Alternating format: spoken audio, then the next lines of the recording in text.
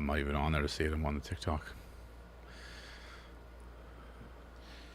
We should be live, my All friend. right. It's good to be back. Good to be back. And by the way, for the record, we're a minute or two early. Yes, we Got are. to compensate for the last time we were convened, because I heard about it, being a little quote unquote a minute or two. On time is we late. were technologically inhibited last week, just a little bit. Yeah, on time is We're late. working on all this Yes. stuff. It's like I'm not a spring chicken here. I'm learning all this technology as an older person. You got to cut me a little break. But I we're get it, figuring it out. New format. Yeah. We look bigger on screen. Yeah, I mean, I did get bigger. I was on vacation last week, so I probably gained 10 pounds. You were Ate down a there lot. working out in the gym. No, Don't I lie. ate a lot. I mean, I did work out, but I ate a lot, drank a lot. Good time down there in Mexico? Great time. It was great weather, awesome resort. Really just got to unplug for a few days, which Good was for you. nice. But it's good to be back, though. I'm more motivated now that I'm back. All right. Well, there's. There's a You lot think of nothing stuff happened in the going last on. 3 weeks, 2 weeks? Where do you even begin? Cocaine in the White House. I mean, You're welcome. well, let's just rewind that for a second. So when it all happened, like, first of all, the memes on the internet's a beautiful thing because the fucking memes and the videos were amazing. But what makes me laugh even more is, what's her name? Karine, the Jean-Pierre. Yeah. We're not going to be able to locate the individual. It's like, wait a minute. You're the fucking White House. So you said it was a visitor, a tour, right? So I'm assuming you have a visitor's log. I'm assuming there's cameras in the White House. First of all, how'd the person get in there with cocaine? Can't you just fingerprint the bag and go through the visitor log and fingerprint? You can't. Did this person just disappear? Are they nowhere to be seen on Earth? You have their name. Can't you locate them? Or is the person already in the White House? We know who it is, but no one wants to talk about it. You tell me. Because, I mean, they think we're that dumb. Like, it's not a political thing anymore. It's the media versus the rest of us. And they think we're that fucking dumb. Like, are you kidding me? Are we not dumb, but we're very distracted? I mean, distracted. I mean, aliens, like, yeah, like the alien invasion's coming, the Titanic. I mean, what Bud Light? We're distracted by everything right now. But I mean, if we're talking about the White House, right? I mean, that is like a secure place. The president lives there. I feel like that should be secure. I feel like people that go in there, we should know who they are. We should probably pat them down and like make sure there's no cocaine in their pockets. But when they say we can't locate them, like, are you kidding me? Like, how do you want us to honestly believe that? I would have rather them say, you know what? We haven't determined whether it was someone internally or on the tour. We don't know. We're still investigating it. Instead, you're like, no, it was someone on the tour. But guess what, guys? We're not going to be able to locate them. Like, we have the best agencies in the world. Can't find this dude. Where's fucking Waldo? Apparently, we can't find him. So it was discovered because the powder was seen, and then there was a little bit of a hazmats. calamity. Yes. Right. Because harken back to what, the 9/11 era. Yeah, of the, anthrax and shit. Yeah, right. exactly. Nope, it was Hunter's cocaine. Then did you see the other video when they were like on the deck? You didn't see that video? No. So they were like outside on the deck. I guess, I don't know, it was off the bedroom or something. And Joe Biden are there, and Hunter's in the back with the wife and kids, and you see him walk behind Jill, and he's like, it's on C-SPAN, like, and it's like, you can't tell what he's doing, but I feel like if you see someone go, you kind of know what he's doing, like on live TV. This is our White House. Moving on. So you were down there, or that Titanic thing. Like, we have to at least touch on it. Yeah. Yes. Like, why? I mean, isn't it interesting how, regardless of wealth and accomplishment and assumed prestige and all that, sometimes we just lose our brain cells, man. Yeah. Only because what I'm saying is all that wealth. Yeah. And they're okay with getting in a sardine can with a directional instrument that looks like a Nintendo. It was a game controller. And did it run out of batteries? Like, what? Again, back to why I love the internet. Did you see the memes on that? Like the people that did Amazon reviews for that controller. It was like, goes down, doesn't go back up. I mean, I spent 20 minutes one day losing my mind reading these things because I'm like, people are so funny and creative. I was losing. But what about all the large propane and oil tanks that are out in the rural part of the country? They underground tanks you put in your property. They take a picture of this old tank and go, "Hey, I'll take you down the bottom of the Allegheny for like $35 per hour, right?" Yes. Not sure we'll get back up again, but I'll get you down there. It's terrible. It's a tragedy. It is a tragedy. It is a tragedy. But why do you want to go on a submarine to go see a boat that crashed? I guess people are into things. I get it. I get it, but it's like. But my argument is, if you're going to put your life in your hands in such a dangerous way, yeah, I mean, would you not thoroughly investigate and have a level of comfort in the device you're going down in? Right? Yeah, I mean, yes. I mean, I don't even know. I'm not a daredevil, so I can't speak to what it takes to I'm a risk taker. Would you jump out of a plane? Yeah, I mean, not now. I would have in the past. Now having kids, I probably wouldn't do. I mean, who would jump out of a perfectly good plane? I mean, listen, I'm an adrenaline junkie. Don't get me wrong. Like I've jumped off cliffs. I've done stuff like that in my younger days, even in my college older days. Right? No, I mean, we went cliff diving when I was in Mexico. While I was married, and I love adrenaline. Like that's me, but I don't want to go underwater. Like I'll jump out of a plane into the water. But I don't want to take a submarine down to see a crashed boat. No interest in that because we don't know what's down there. And then, how do we know we haven't explored more than 10% of the ocean, right? But we're going to take this. We forget about that. We really don't know this bullshit what's down there. No, we don't. That's why NASA was created, to explore the ocean. That's why NASA was created. To explore the ocean. There's a lot of theories, I will tell you, from the UFO side of it. There's a lot of theories over the decades that's really where these UFOs are kind of hiding out, and they're coming and going from the sea. Listen, man, when you go down to Mexico for a week and drink Miami Vices by the pool, and you have TikTok accessible, I looked into every conspiracy theory, and I'm like, I believe all of them. Like, there are definitely aliens, monsters.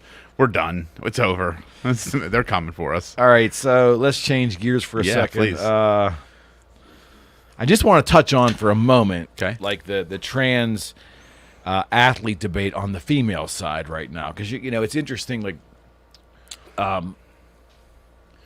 there seems to be a certain pull to enable biological men who identify as women to compete with women on a broad scale now. Yeah. And you even have some women athletes that are saying that's okay.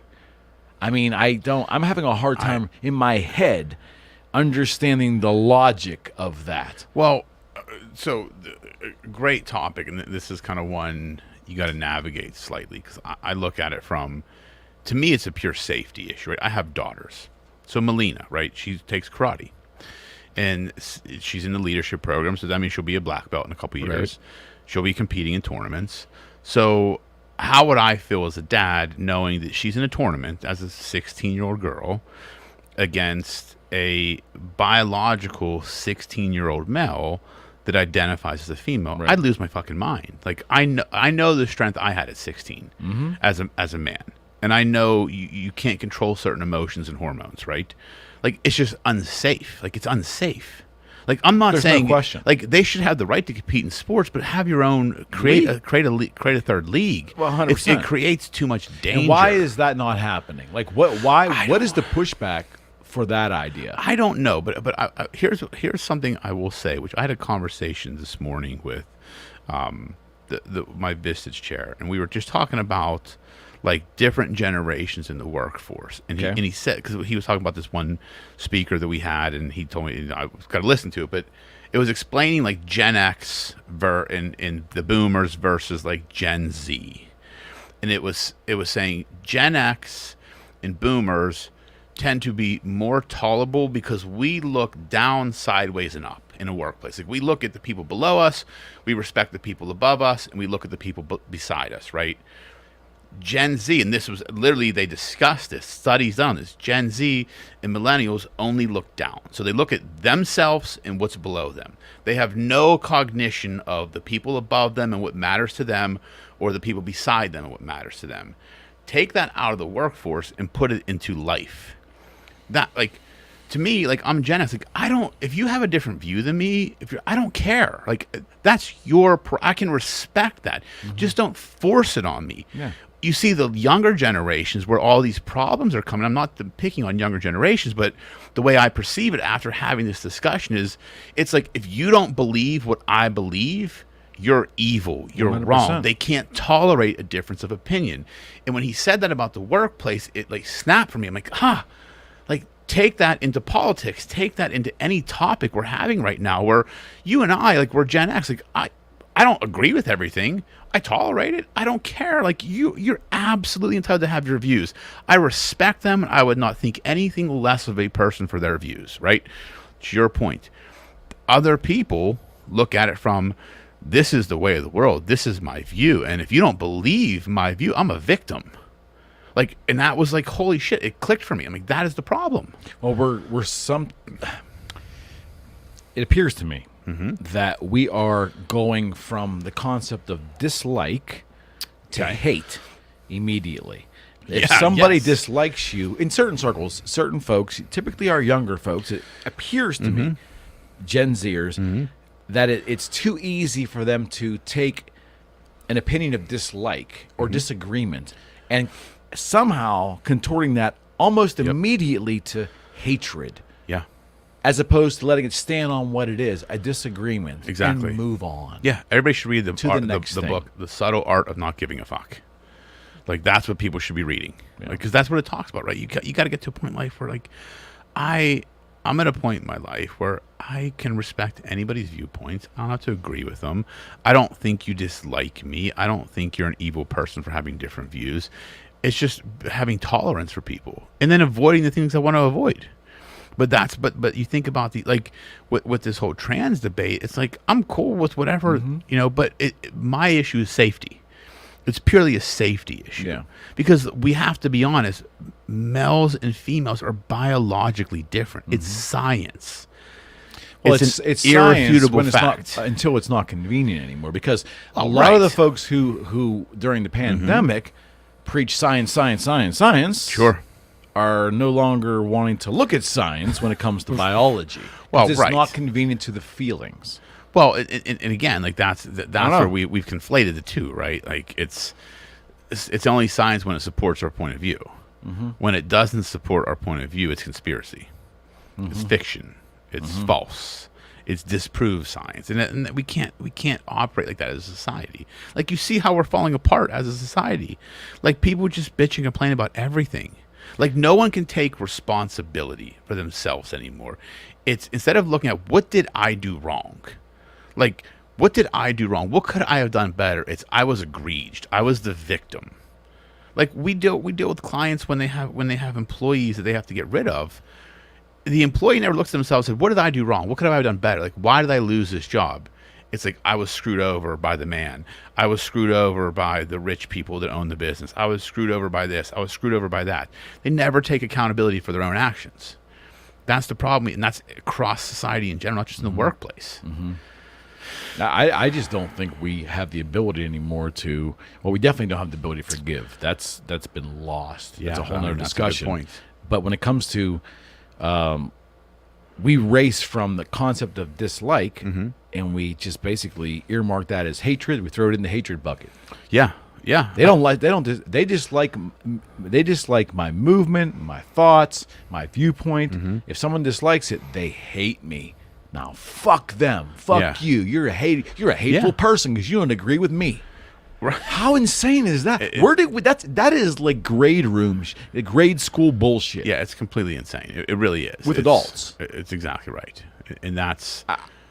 I don't like sharing on a personal level as much of myself as I have in prior years because I just know getting into any subject outside of this medium, out in my personal life, is going to yield negativity from people that I just don't want to be involved with.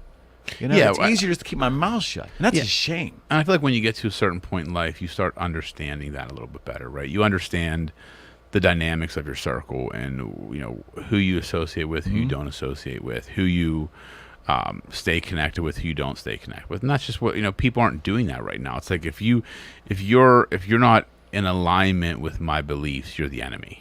Right. That's 100%. Instead of just like, hey, we have different beliefs. Like, I like pizza, you like hamburgers. Like, that's okay.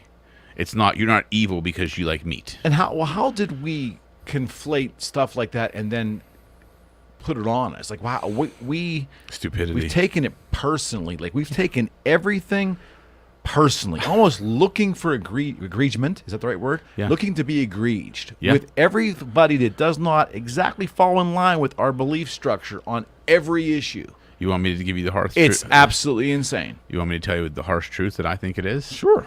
I think most people in life don't do anything significant and realize that, and being egreged or aggrieved makes them feel significance. Well, like, just sad. do significant shit in life and you don't get offended by anything. Like, when you start living your life for a purpose or on purpose, like, I'm going to do big shit. Like, I want to do major things in life. The little shit doesn't bother you.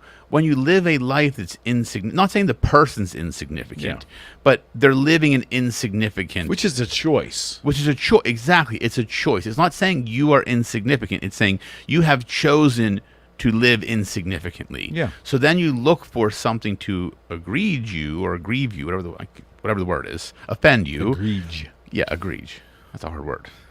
Offend like you. Gymnasium. You're looking for something to offend you because then it validates your worth. It validates your significance. I was offended. I'm a victim. Yeah. Okay, I'm raising my hand. Look at me. So it's an intention. I believe it is. Yeah, I believe it is. Mantra. Because people, instead of because the alternative would be focus your energy on something good. Yeah. And then life gets a lot simpler. And I'll expand that concept of significant. I mean, it doesn't always have to be monetary. I mean, if we would pay more attention to helping other people in any kind of capacity, in millions of different kinds of ways, right? If that you were more driven by that, yeah, as opposed to, I mean, that's a very significant way to live. I mean, some of the greatest contributors to society are not in the private sector. Right. They're actually in a more, not even government, more in a social sector. Sure. Doing amazing work with other humans. Exactly. I don't think they're sitting around worried all day about being egreged. No, like, I don't know anyone in my circle that is trying to do something bigger than themselves or living on purpose that gets offended by much. Like, 100%. Look at our circle of entrepreneurs. Like, we just live life. We're doing something that we were told we couldn't do. And to me, that's giving me purpose. Like, I want to help people. I want to make sure my team is taken care of. I want to make sure their families are taken care of. I want to take care of my clients. It gives me purpose. So I don't get offended by bullshit because I don't have time to. I'm focused on the positive in life. And I think if people started doing that more, the offensive nature of the world would be quelled quite a bit. Well, I think a lot of, I'll go further and say that the offensive nature of the world is certainly there. But I think it's it's human. It's contrived by humans. I think a lot of the things we quote unquote take offense to, it's contrived. We've created this. We have created issues that don't exist. Now, are there issues in society? Yes. 1,000,000%. Of course, there's issues. Crime's There's always an issue. issues. Racism's an issue. Yes. Sure. But I'm saying the extent of where we're looking to be egreged, looking to be offended, is a disease. Yeah. And it infiltrates every demographic. Everything. Literally everything. And instead of... It's crazy. We should just focus on doing good in the world. All right, another right turn. So a little more broad. I just want to touch on this. Okay. So I guess NATO is meeting again in the last couple of days here, and I guess President Zelensky, Ukraine's president or prime minister, I always forget that, apparently he's now in a gruff because the NATO members are not fast-tracking Ukraine to NATO, which I say, thank God. Right. Yeah. Because if anything is going to get the wild man in Russia to do something nuts, it would be that. Yeah, exactly. Put NATO on his doorstep, yeah, right? Right, exactly right. Yes, 100%. And that's something that I hope the NATO nations keep in the forefront of their minds. To the Biden administration's credit, they've pushed back on that. Yeah, no, I agree. I mean that's. I guess Sweden is now going to be, I think, Turkey or Turkey or Turkey. I don't know how you pronounce Turkey anymore. It's not Turkey. Listen, it's Turkey or something. That recently changed. I think so. So who changed it? A long time ago. Somebody changed it. The Mr. Internet changed it. I don't know. The guy that runs the internet. Is there a guy that runs the internet? You don't have to call me Rocco. Not Rocco, Rocco. I've just changed my name. Like that's what that's fucking society right now. We're just saying you've got to do this now. It's like, no, that's not like, let's just get back to fucking normal. Well, and I think you can agree. I'm so good with anybody doing what makes them feel good. Yes. As long as it's not hurting anybody. Correct. I agree. I am. And I'm willing to go a long way. I'll give you a long rope with even if I think a lot of this shit's just pure nonsense, I'll keep my mouth shut and be polite. Yes. And I'll give you a lot of rope to just to like do your own thing, right? Yeah. But at some point, when then it gets turned on me because I either won't agree with it in principle or I won't abide by silly rules that I'm supposed to somehow know without being even told, right? Then I'm going to turn my back to you. Because when I feel the hatred and the stupidity coming, I'm just going to turn my back on you. And then I do that as for self-protection for me, you know, my own headspace. Because it's a shitty way to maneuver, but when you have to wait for the next foot to drop, because the next offended person is going to be coming your way for some we get it on this show. Trust me. Yeah. I'll be getting all kinds of emails when this is over. I get it. Yeah, but here's the thing. I think people need to understand, like, we're not saying anything offensive. We're not saying anything intentionally. I don't think so. We're just saying our viewpoints, and we should be allowed to share. And I don't think aren't they saying theirs? Well, and I'm not offended by theirs. Like, I don't think any view. Look, I mean, we've had many discussions in this room about many different things. I can honestly say that I don't think either one of our opinions are very offensive or very toxic or one side. I think we're very tolerant human beings. I think I'm willing to listen. I'm willing to even have my opinion changed if someone can convince me. Like, it's happened since I started this show. Correct. It's happened. It's like, but everybody needs to be that way. Yeah. Like, it's okay. Sure. It's okay to say I was wrong. Well, like, there are many times where I'm like, I don't know what the fuck I'm doing, and I can admit that. Like, and I think it comes down to people need to focus more on themselves and getting confident in their own skin, because once you have that, then everything else becomes a lot easier. 100%. But people aren't focused on themselves. Well, it's easier to be considerate of others if you have self-esteem yourself. Well, right, and the problem we have now, and again, I don't want to go down this road, but we get into whole, the body shaming, and that's a whole different debate. But it's, we're basically telling people it's okay to be unhealthy. I'm not saying that overweight people are unhealthy. I'm saying, but there is a piece of that now, instead of telling people, like, there are things in life you have to work for. You have to take care of your car, right? Change its oil, put gas in it, change its tires. Your body's the same way. You got to take care of it. But now we've gotten to this point in the world where it's like, you don't really have to do that stuff. You're good just the way you are. It's like, that's just telling someone it's okay to be unhealthy. And that's the problem I have. So then by telling people that, you're telling them that they don't have to work to have self-esteem. We've normalized it. We've normalized obesity. I'm going to say it. Yeah. I mean, and I don't like the word obesity because I just think it's an ugly sounding word. So if there's a better word, I'd be glad to say it. I just don't know what it would be. Because the government uses the word obese. Yeah. I think it's a government-driven word, quite frankly, from, it's the CDC or the whatever it is. Yes. But what I'm saying is we've normalized unhealthy behavior.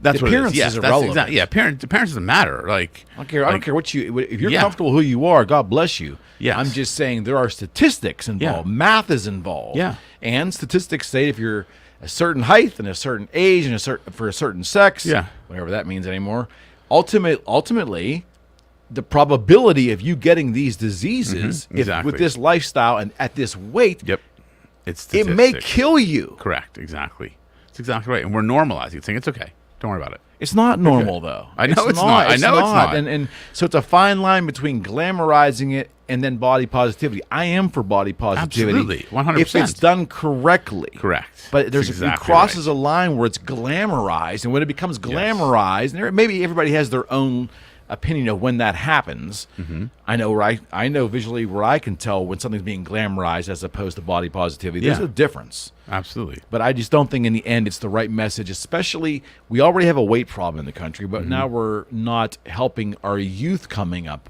with that because us ourselves are fucking up. Yeah. Yes. Right?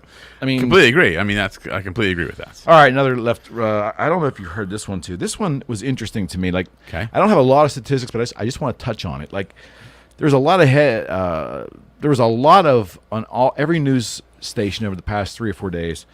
They've all mentioned the following: that a study came out that in 2022, there's a claim that 62,000 Europeans died from the excessive heat wave in the summer of 2022. So and people are using, not some people, some folks are using that as another example of why there's global warming, and it's so severe that people are dying now, and 62,000 of them died from heat due to the European, just in Europe, the European heat wave of 2022. And I did not know this. I bring this up only because, I really need, and maybe we should do this to make this for the Eric McKenna Project podcast for a long form discussion. Maybe we need to get, I think it'd be fascinating to get a pro global warming person and a con global warming person there and let them give us their opinions. How do you find those people? Well, I'm not, there's so much that we're trying. Call that Greta There's so girl? much science that I have no idea. I don't have any idea about it. Just warming. Always boggles my mind when theoretical physicists can tell us that the Earth is 4.2 billion years old, and there's all these reasons they can come up with all these estimations. Yeah, exactly. Right. It's math. But I would think when it comes to global warming and the heating of the Earth, I'm not in denial of anything because I just don't know. I don't know anything about it. I know nothing. But I'm becoming, my point to all of this is, and where we'll transition for the second half of the show ultimately, I just don't, because of everything that's happened, especially since 2020, I'm sorry, I trust very little of anything I hear or read. Correct. And if I really don't read or ingest things, Rocco, that make sense to me logically, if someone could sit and explain to me how the math is done, the research is done to determine that we are on a man-made course of global warming, and here's the evidence of that, and shows me the math, I'm on board, man. If it makes sense to me, I'm in. But there's a part of me right now, not knowing that, I'm kind of skeptical. Don't even. I mean, I'm to the point where it's like I don't know what to believe. Like I know nothing about global warming, and to your point about the trust in the media and anything, like a comment here on TikTok, MSNBC. This is MSNBC said Joe Rogan's love of fitness is far right. Yeah, I saw that. I saw something. I saw something. I remember seeing something about that earlier. They were saying, I saw Elon Musk tweeted something that like they compared fitness to Hitler and fascism or something. Like, are they out of their fucking minds? Right, to me, like, are you fucking kidding me? Like, are you kidding me? Like, this is why no one trusts the media. Like, explain. Okay, you want to explain global warming.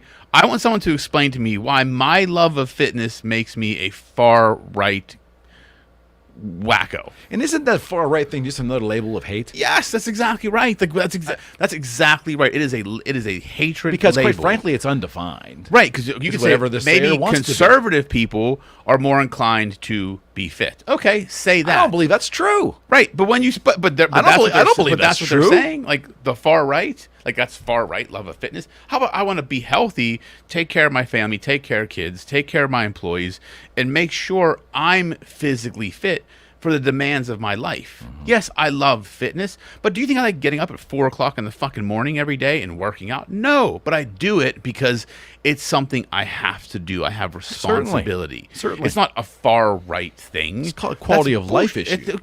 Yes, and thank you for the comment, because that's just like, what the fuck? Like, there is no trust in the media. That's the problem. And like, we've gotten to this space in life where like, what can we trust? Like, what can we trust? And I think that's what is absolute truth. Well, that's where I want to go with this. It's like it breeds in this. The sad part is it breeds. in such a fashion that it bleeds into our distrust of the government. Then it bleeds into ultimately our trust maybe of our co-workers and our workplace environment. Yes. And then sometimes we take that even into our social circles. Yes. And people are parsing and dividing their friendships based upon assumed political philosophy. Yeah. Yep. How ridiculous. Yeah.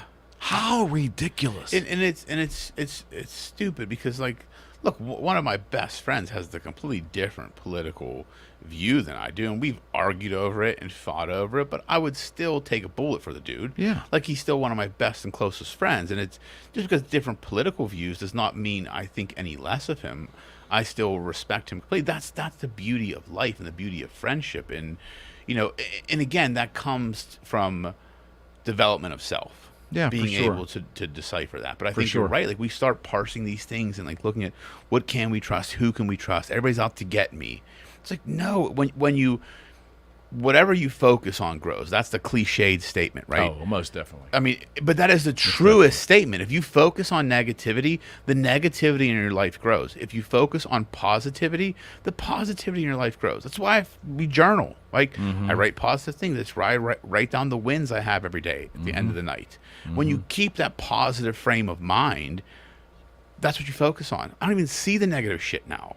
But I think people are so programmed with negativity, that's all they see. I'll go back to my mantra. I believe that the web in general, over a course of 25, almost 30 years now, has made the public, the unwashed masses, who is what we are. Yeah. Especially that's the view from the higher echelon of us. Yeah. I think it's made us intellectually lazy. I think it has made us consumers, very strong and vast consumers of media in an unabashed way that decades prior we weren't. We were more free thinkers because we would go and seek out things that, you know, Rocco, we're being bombarded through reels and through social media now and being, I guess that's entertained, but our information is being spit at us as opposed to the early days of the internet where you would go to the web with intention to inquire on something and research something that was on your mind. That is not how we live anymore. Correct. Like what you said is we are consumers of information now as opposed to we used to be seekers of information. That's the big difference. Like when we, before the internet blew up, like we would seek information. Like we had a problem we had to solve, and we had to find the information to help us solve this. Now we just consume the information thrown at us. I'm guilty of it. Like I go on, you know, social media and TikTok. I'm like, oh, there's definitely fucking aliens. Like, I mean, I find myself doing that. Like, I mean, like, well, you know, there definitely is aliens. I'm just saying. Do you want me to get into the conspiracy theory rabbit hole that I went down? We're headed there. We're headed there. I could go down that rabbit hole. We're definitely headed there. They're coming.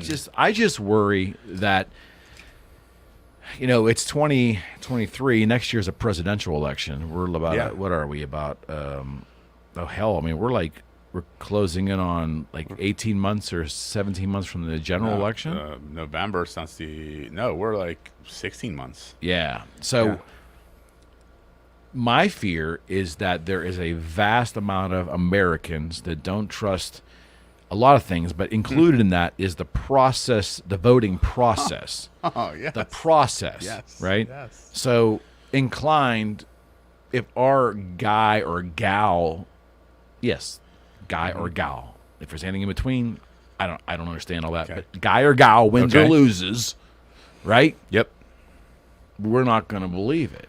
Like there's a portion of us that are inclined to say, "Oh, he was robbed," or "She was robbed," or, you know, it's. Here's why. You know, and that's dangerous. Yeah. So here's why. Let me give you an example of this. The post office just came out because there's check fraud has now become rampant, which is crazy, right? People are actually stealing physical checks and whitewashing them and reusing them. Post office says, "Hey, just don't mail checks. Mail is not safe." Okay. The post office says the mail was not safe enough to send checks in. So let's unpack that a little bit. So the post office, U.S. Post Office, hey, you probably shouldn't send checks. It's not safe. They can be taken. But your votes, fucking no one's most secure process ever. Like how voting? Stupid do they think we are? But yet we are stupid enough to fucking believe it. Or are we just distracted? I don't know, man. Like I want to believe that. I just think there's a level of, you know, like you always say, I'm going to steal your word. I just fucking lost the word because I'm brain dead now. Like, okay. The thinking. Like, yeah, there's a lack of critical thinking. There's a lack of critical thinking. That's is really, that because we just are now conditioned not to put unsophisticated enough mental energy in each individual? Are we just ingesting too much stuff? Well, yeah, I think that too many topics. To that point, I think that is 100% correct because I know, and I can say this about myself. I know days when when I'm doing a lot of like social media stuff, like my brain is wiped by the end of the day. Like I can feel a difference in my actual mind.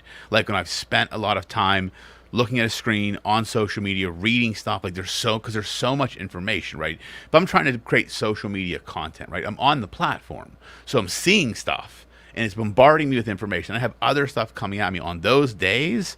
My brain is wiped. So I have to like carve out time to focus on things sometimes. Okay. So I think there's so much information coming at us. So if you're not inclined to critically think, then it's going to be very hard to do. Like I'm a critical thinker, like I'm a lawyer, that's what I have to do. So I can block out a lot of it and still make critical thinking decisions, but I do notice I'm way more mentally exhausted on those days. Just trying to process the information that's coming at me. Not that I'm even seeking it, it's just being thrown at me. But the thing is, most of this stuff, if you removed it from your life, like the other day I was writing down, I was journaling 2 nights ago. Okay. And I said, okay, I'm going to go stare at Instagram and just my phone. And I'm going to start with Instagram. And I'm going to do it for an hour. Okay. And I'm going to make a list of all of the topics that I encounter in this hour. Okay. Right, so I went to CNN. I went over to Fox. I think I went to the Drudge Report. I went to Slate magazine. Okay. I did, and then I ended up back on Instagram. Right, and just didn't mention any of the commercial stuff. I just was looking for different topics. The amount of diversity in subject matter that I ingested in less than an hour was probably more topics than I took on in days in the prior web, or at least I'll say the prior social media era, but definitely the prior web area. My brain wasn't working overtime trying to give enough attention to so many different topics. And I can't imagine that's mentally healthy for humans. It's not. We have to learn to focus and become undistracted and put on blinders sometimes. Like I have to tell myself to do that, right? Because I know days when I'm mentally wiped, and why I'm mentally wiped because I spent time with information sources that I wasn't necessarily looking for, but just came at me. Like social media. Even like if I have a day where like all of my employees are coming into my office and asking me question after question, like, I'm there to help, and I love that. But that's when I'm mentally exhausted because there's been so much information that I have to process. And it's like, holy shit, like my brain's going to explode. So think about social media, same thing. Well, and I think, how are our kids dealing with this? Like, how are kids that are... Their brains are probably better than junior ours. high school. Yeah. They're dealing with Instagram feeds, and now this Threads thing, and there's Twitter, and they're bopping between all of these. And just scrolling. Like, it's almost... Man, I know we slightly disagree on this, but it's sinister to me.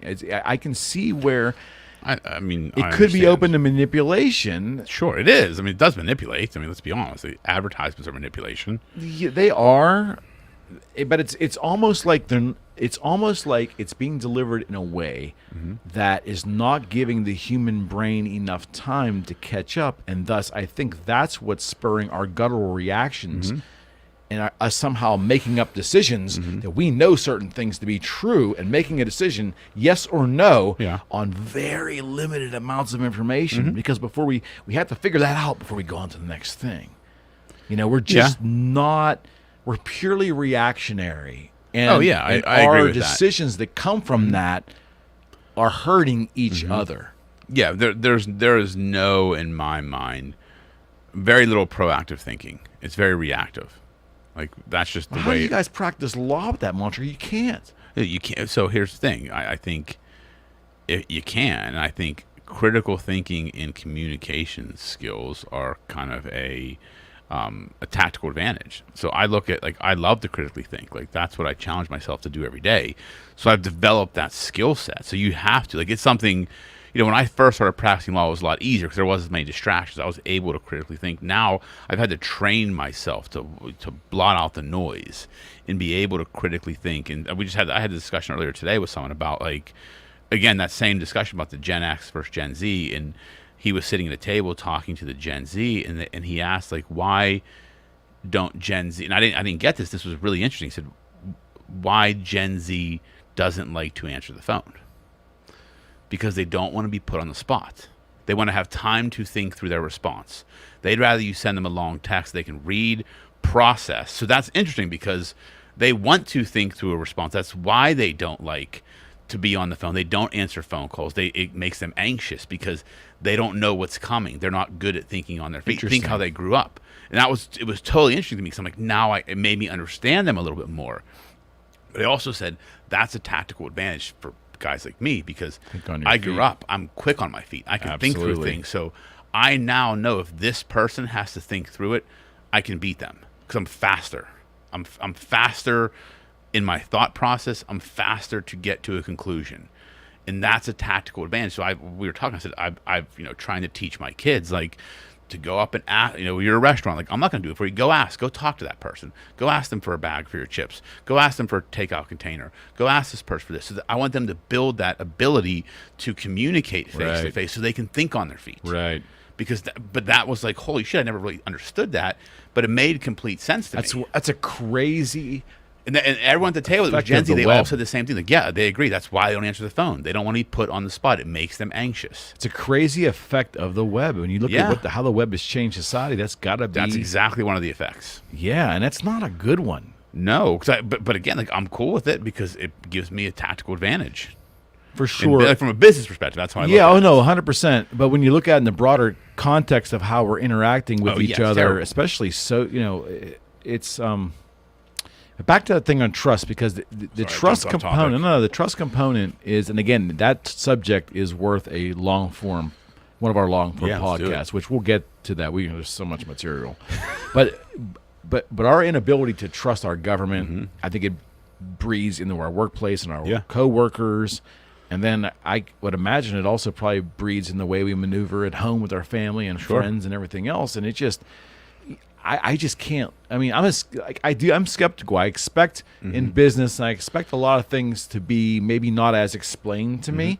So I'm skeptical in that regard. You called me a skeptic once, and I was like, yeah, I might be. You are. But at the same time, I don't view that negatively. I'm just always trying to really understand, is there any motive there before I plunge in? But again, that's a function of critical thinking. That's a function of taking a deep breath before responding, because unlike everybody else, I have moments that I'm scrolling something, I got to come up with something on the spot, but I know over time, if you take 100 decisions I've made, the ones that I've had to come up with quickly all the time probably are not always the best decisions. I've learned to slow myself down to the prior web days like I used to, and I've made better decisions. Yeah, I understand that. But I don't know how you explain that to a younger person who didn't have that prior. I only know I have a reference point because I remember. But if all they've ever had is this, how do you get them to slow down and to trust their decisions and to trust? Make more decisions. That's what you got to tell them. Like, learn to make decisions, because that's the biggest problem I see with that generation. They don't make decisions. They're afraid to make a decision. Just the more decisions you make, the better you get at decision making. And I think a lot of people that are in that younger generation, they're afraid to make decisions. They don't want to be wrong. They don't want to make the wrong decision. Don't make any decision. They want to be told what to do. No. That's not how you succeed in life. Make wrong decisions. Like, I made a shit ton of wrong decisions in my life. I still make wrong decisions. But the more decisions I make, the more information I can now discern. Sure. If I make 5 decisions and I have the information from those 5 decision points that are, giving me the information for my next decision. If I make 500 decisions, now I have 100 times more information to discern when making my next decision. 100%. It's like at the beginning of the gym. It's repetitions. Make small decisions. Like, Am I going to wear this or this? Like, that's why then they tell, like, parents, right? The best way to get your kid to make a decision is limit the choices. Like, if you tell a kid, pick what you want to wear, they're like, I don't fucking know. Do you want to wear this or this? I want to wear that. One, it gives them a level of feeling control. Two, it narrows the decision making. And that's how you start teaching them how to make decisions. So instead of saying, pick anything you want to wear out of your entire fucking closet, well, they're overwhelmed. Pick this or this. Okay, I'm going to pick that. Well, next time maybe you want to wear this, this, or this. Add a third in. Add it in. And then they start learning how to discern information differently and make decisions based upon a larger pool of data. I have to smile when you give that example because that's a sales mantra, right? In sales training, and has been for decades. You know, you want an appointment with somebody, you give them two options. Right? Is it this day or this day? Would you like? As opposed to saying, "Hey, when can you meet?" Yeah, that open-ended question, correct, yields a lot of negativity and like a blow off. But if you give them two choices, they may feel intellectually boxed in, or they may feel like, they may feel, well, okay, that might work. Yeah, like and that, like when people would want to schedule, like when salespeople want to schedule meetings with me, well, you can see them coming a mile away. Well, if they're like, "Hey, let me know your availability," I'm like, I'm not available. Right. Like I don't know. Like email me. But if they say, "Hey, are you available on this day or this day?" I have to say yes or no. Correct. And that's how you can get me to actually engage a little bit. And I'm like, oh, okay, yeah, then, I'm more inclined to take those meetings. I'm like, this person gets it. They can get it. Okay. Yeah, it's a different world, man. So if things don't go down, well, it's a guarantee there's a winner and a loser, right? So November of next year, if things don't go down, well, I don't even know how to phrase that. Whoever loses, there's going to be half the country, roughly speaking, that's going to be very pissed off. Right. And a portion of that group, I won't say everybody, because I think some of us still believe in this system. A portion of those people are going to dive off the conspiracy end. Yeah. Maybe justifiably, maybe not. Who knows?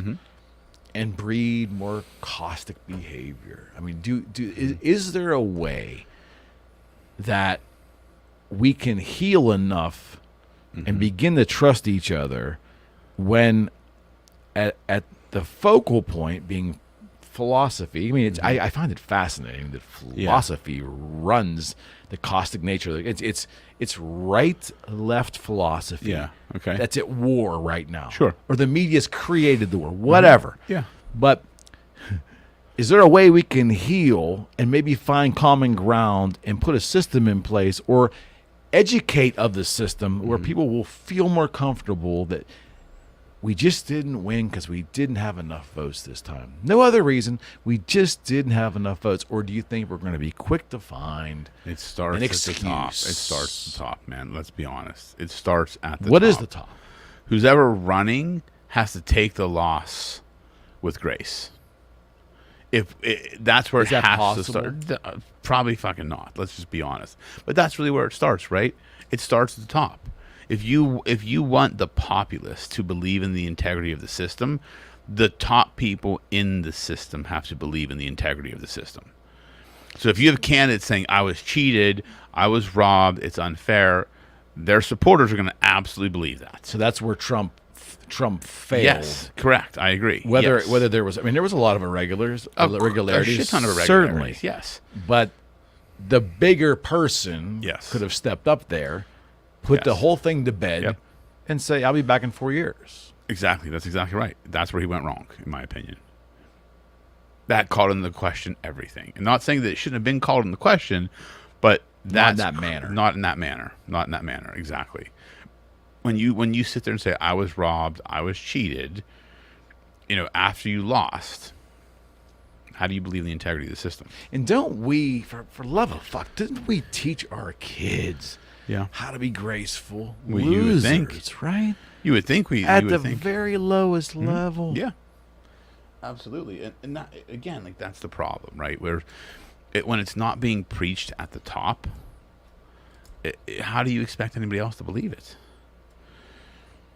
Like, it's so funny. There was a decorum in politics in that regard. Yeah, there's no decorum anymore. Before 16, like there was there was. Yeah, there's there not was anymore. Like you lost, you lick your wounds, and once in a while you make the concession call. Yeah, once in a while you would see a state race that's real contentious till the end, but for the most part, the losers licked their wounds. What they were gracious. Yeah, especially the president race. In my lifetime, the presidencies, even Gore and Bush. I mean, and the hanging chads and all that. And to Al Gore's credit, he didn't go torched earth. No, he didn't. He could have. He did not go. He didn't, earth. No. right? So no, the country benefited from him not doing that. Yeah, it went through the judicial process. I was in law school when that happened. That was an interesting case study. That went through the process. And again, that's how you build back. We need integrity in the people. Yeah. Because if you don't have integrity in the people, how can you have integrity in the system that governs the people?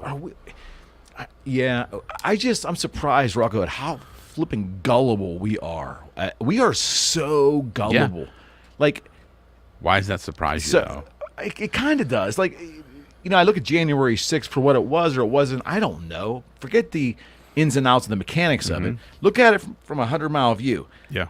It happened because the man who lost on paper or whatever, where it counts, was so petulant, he didn't take the higher road and have a bigger game plan for his comeback, right? Yeah. He went caustic. But he didn't incite the riot. That's the problem. No, he didn't. But I would have to say in my mind, there would have been very upset people.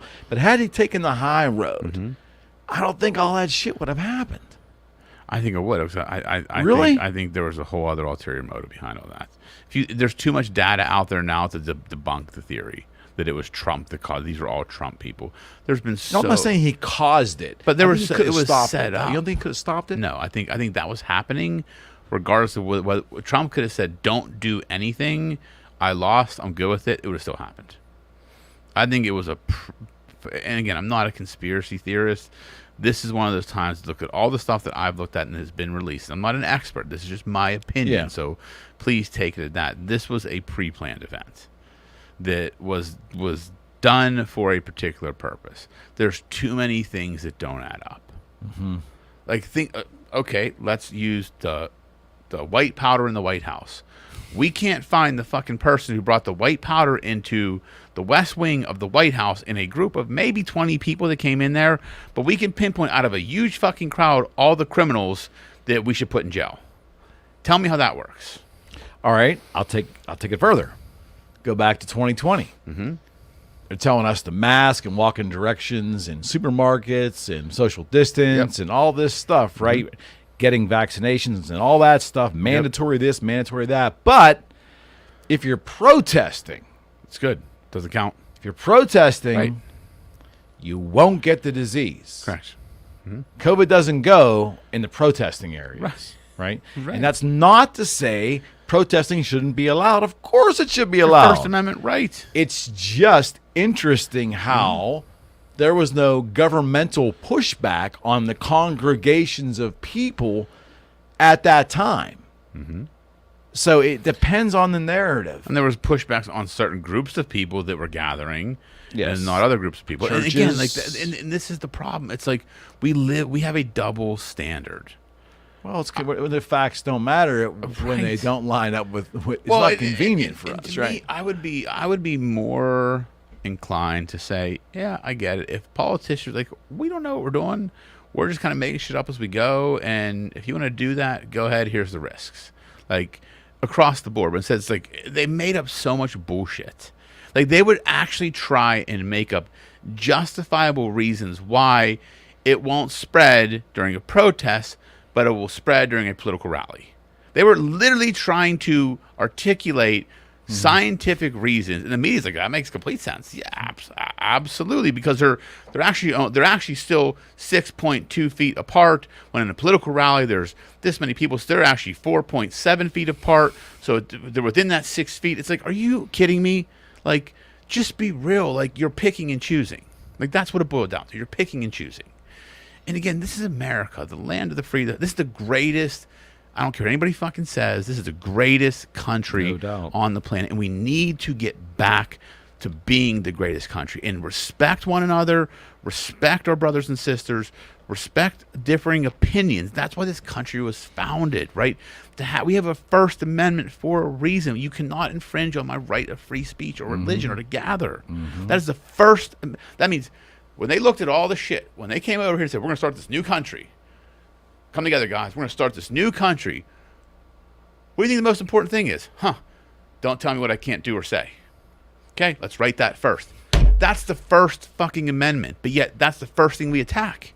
That's what this country was founded on. It's okay to have differing opinions. Deal with it. Be a better human being. Don't get offended by shit. If you're offended by shit, fix yourself. But even if you are offended, if you find something personally offensive, again, I don't have a right to say someone can't be offended. Because I just don't choose to be offended. But I understand if people do. But don't conflate that little moment in time, that little bit of dislike to hatred. I mean, we're on this fast track. I mean, for God's sake, it's like if someone doesn't like one issue that you're vocal about, if I disagree with you, you conflate that now I hate you because of that. I'm a hateful person. The problem isn't with me. Correct. The problem is with you. Well, and the problem is people can't distinguish between being offended or someone saying something offensive. True. If I say something offensive, True. If I say, hey, Eric, your wife is a whore, that's offensive, right?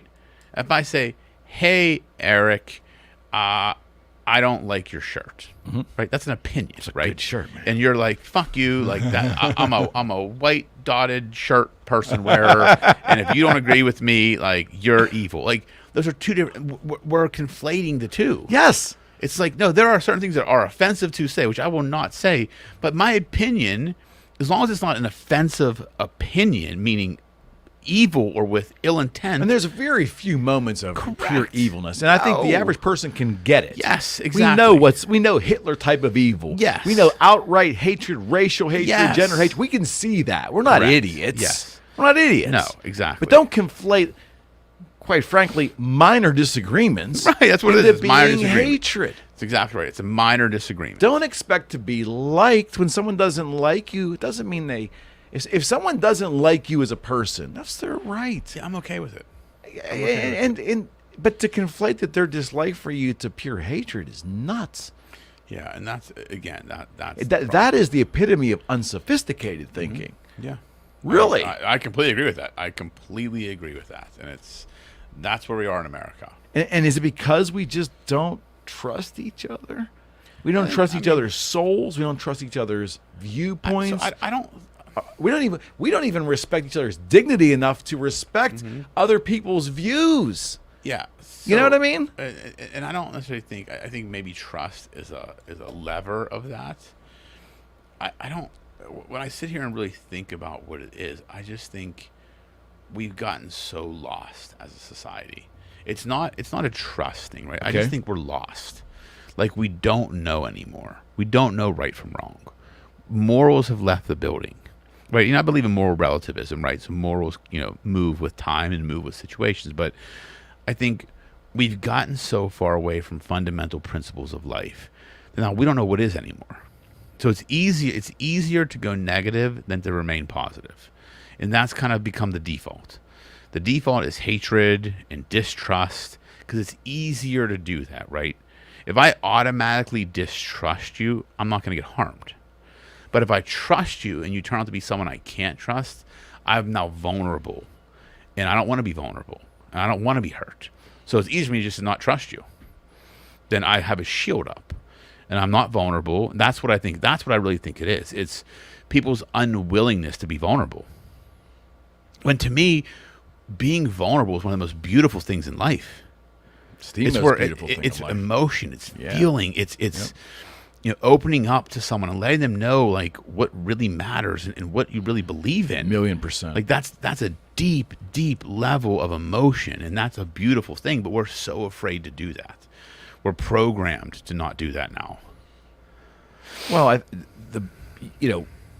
the bulk of all this caustic behavior is happening in the virtual world. I mean, you put those same people in a big room, even without alcohol. Yeah, they're probably gonna have a good time. Yeah. Mm-hmm. You know what I mean? Yeah, it's right. But all of this stuff is happening in the virtual reality. Because it's easy to sit behind a screen and type a bunch of shit, like that you don't have to say to someone's face. Like that's why I always say, like, I hate meeting people online. It's I want to meet people face to face. I can read your body language. Mm-hmm. I can get a feel for you. I can't get a feel for. I can get somewhat of a feel for someone over a Zoom call. Mm-hmm. I can see their facial expressions and the way their mouth. There's nothing like this. There's nothing like this. Exactly. Yeah, being able to connect. It is, and it's. But again, I think as a society we just don't do that enough. And I think that breeds. Subtly, though, but I think that breeds mistrust. When you can't be in the same room and really look somebody in the eye. Do you have pants on? Right, you can't trust people, right? I mean, I do. But when you think about it, that was the thing that people didn't know. People were on, and I've talked to people that said this. They were on Zoom calls, and the entire Zoom call, they weren't paying attention. They were wondering if the person had pants on, because it seemed like they didn't, and they were so distracted by, does that person have pants on? They kept like trying to look to see, and it's like. That's just a comical example of distrust. Right. But that's what it is. You don't trust things anymore, and it's unfortunate that we're there. That we have gotten to that place where our default is mistrust. Like I always say, trust but verify. Yeah. Like my mother always told me. That was a Reagan thing. Wasn't it? My mother always told me growing up. She's like, I will trust you until you give me a reason not to. And that's kind of how I live my life, right? I'll trust the person to give me a reason not to. And you can come back from it if you have, forgiveness and, you're truly, sincerely sorry for what you did. Sure. But I couldn't operate from a place of distrust. Like I would go out of my mind. I think that's true for probably most of us, but I think the mistrust is baked into the way we live now. It is. I mean, you're right. It is. I mean, our news services, and let's be very blunt for a moment. There's conservative news, there's liberal news. There is nothing in between, right? No, so it used to be CNN in between. Somewhat, but I think both in the early 2000s. them and MSNBC have bought the left philosophy. Mm-hmm. Fox bought and fostered the right philosophy. So if you're looking for big news sources to throw on the tube or throw on your computer just for a moment to see what's going on, invariably you're picking one from the other. Yeah. And if you don't have time to critically look, and sometimes I can critically look at both and compare when I want to really dive in. But if you just want the headlines, those news services foster the division. Yeah, they do. And they foster the mistrust. Mm-hmm. I had to laugh today. Fox used to say fair and balanced. It's not fair and balanced. And they say it with a straight face, but every news show is conservative. Every news show, and maybe there's just a pure news that's got some, some different viewpoints, but for the most part, they're a conservative news network. CNN is a liberal news. They don't make any. There's nothing fair and balanced there. No, right? but let me not challenge you, but let me interject. So I'm going to go back to what you always say. Like you have to have your own personal philosophy. Like, I think if you have your personal philosophy, then you can discern the news. I can watch Fox and CNN and know what I need to take from that because I know what my personal philosophy is, what I believe in, what I don't believe in. So I can sniff the bullshit pretty quick. Most people that don't take the time to understand their true personal philosophy can't do that. So they're just taking things at face value. The news networks know this to sell ads, to create this, contentious environment of two sides of the same coin. They'll take literally the same facts and twist them two different ways. When you have a personal philosophy, you can just examine the facts because you can discern what doesn't matter. And I think I encourage everybody to develop your personal, whatever that may be, but spend time. What do you truly believe in? What is your core inside telling you? What are your ethics, your integrity, your morals? Like, what is that? And they don't have to be perfect. But just knowing it helps you really sniff out bullshit fast. I had a great uncle once, and he told me in the early 2000s, he's from Canada, actually, very accomplished man. Spent time in Arizona, so he was very in tune with American politics, too. And he was a conservative Canadian, which is a rare thing. He was in the center of the country, kind of like America, in the oil business, actually, he was. But he said... It always stuck with me. He said something to the effect, when you go to your news service or you go to your favorite news to be comfortable, then you have a problem. You have a huge problem. And I never forget him saying that. Like, people flock to the news that makes them the most comfortable because it's starting to align with what they think It validates they their beliefs. believe. Exactly. Right? Yes, exactly. I'd say, and maybe they do believe it, but I also think a lot of Americans don't have their personal philosophy figured out. Yep. And they're not rude. It doesn't make me special. It just means I've thought about what I Yeah. believe in. But if you deeply think about what you believe in, God bless you, whatever those beliefs are. Yeah. But I think most of us believe we believe in these things Mm-hmm. because we're basically subscribing to the same stuff Yeah. all the time. It gets in there. Yeah. And you start believing that that's what I am. Yeah, but you've got to discern that. You've got to really spend some time with yourself. You would hope. You got to look in the mirror and say, what do I stand for? Yeah, if your news is making you comfortable, then you've got a problem. Yeah, that's exactly right. You're I'll never forget him saying Yeah, that. that's I'm like, great. wow, it's interesting. It's a great point. Absolutely, man. Did you have a good time?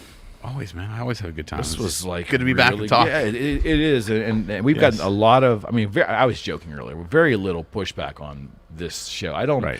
We're not here to offend anybody not or at to all. hurt anybody. I mean, I don't think either one of us have really got any kind of wacky views. We just. But there's so much out there. If you're paying attention, there's a lot of Yeah. weird things. Yeah. And based upon everybody's on information overload. Yeah. When you sit down and hash something out calmly, you start to. I'll leave you with this. So, I had a guest on recently, Rocco, who asked me. He flipped the table on me and said, "Let me ask you a question." I said, "Okay." And he said, "What have you gotten out of 4.5 years of doing this podcast? Like, if Okay. you had to say, what have you gotten out of this?" Like that question. And I was like, "Oh, a lot." Okay. But the biggest thing is being able to slow myself down and learn how to intently listen. Yeah. And I think that has helped me then navigate a lot of the other inputs Yeah. I get during my day. Be a little more critical to what I'm ingesting, but ultimately work through issues better Yeah. That's a beautiful thing. because of that. Yeah, it's a beautiful thing. But I don't think, but if I had not done this, Yeah. I don't know if I would have moved to that naturally. And I Yeah. would wish that on everybody because Yep. it's made a big difference in my life. Sitting down 350 conversations Yeah. with people.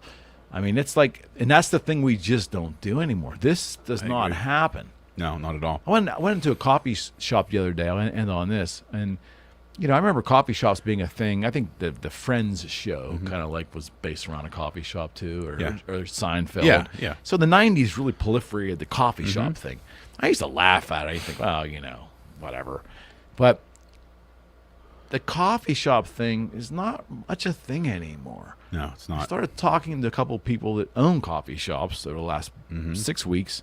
I hear the same thing. It's like people are just not sitting down, looking at each other in the eye over a beverage and really talking. And I wonder if you were to examine the bar situation. Bars are still packed.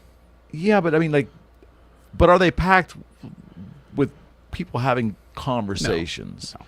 I mean, they're gatherings and all that, but are they really intently People don't wanna talking with each other? They're sitting there looking at their phones. They're at a bar sitting next to each other looking at their phones. That's what they're doing. Go to a bar one Saturday night and just watch the people at the bar. If there's 30 people sitting in a bar, I can bet 15 to 18 of them are on their phones. The other 12 may be talking minimally. That's the problem. So, it's Yeah, the world we live in, brother. yeah, can't change it in one night. No. We're trying. To all who have given us positive feedbacks and the negative feedback, and give us shit to sign in on us, Rocco and I both. Yeah. send our Thank you. thank you, and we'll be back again. Now, next week we're going to move it up a day, and I'll have some announcements on this. But we need to just for next week. Yeah. We're going to push the show to next Wednesday evening, and we'll I get have a some speaking event next Tuesday. Yeah, so- Rocco has a speaking event. Yes. Well, listen, I like to talk about He's in things. demand, folks. He's in I don't know demand. about that, but Hey, good to have you appreciate back, it. buddy. Hey, it's This great is to great. be back, It's a man. blast. Love what you're doing, Absolutely. and best of the Cozza Law Group this week. brother. You got a big week coming up. Yeah, you do. And it's all you. Thank you. We'll see you again very soon. Yep. We're out. If I can find that out. Get out of here. I don't know how to turn this off. Now we're gone. See ya.